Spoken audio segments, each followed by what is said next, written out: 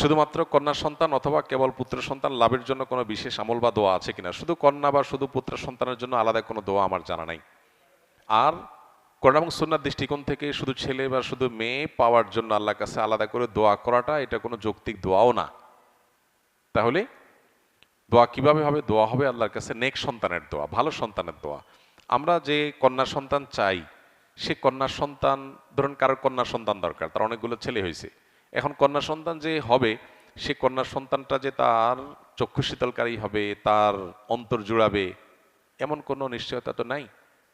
আবার এমনও হতে পারে কারোর অনেকগুলা মেয়ে হয়েছে, এখন সে একটা ছেলের জন্য লালায়িত, আল্লাহর কাছে চাচ্ছে আল্লাহ আমাকে একটা ছেলে দেন। ছেলে হলেই যে সে সুখ পাবে এমন কোনো গ্যারান্টি নেই, হতে পারে ছেলেটা চরম অমানুষ হবে। তাহলে এই জন্য আল্লাহ তাআলার কাছে ছেলে বা মেয়ে আমরা চাইতেই পারি, কিন্তু আমাদের মূল চাওয়াটা হবে আল্লাহ আমার জন্য যেটা কল্যাণকর হয় তুমি সেটা আমাকে দাও। এই জন্য কোরআনে কারিমের সন্তান চাওয়ার দোয়াগুলোতে কোথাও ছেলে বা মেয়ের উল্লেখ নাই।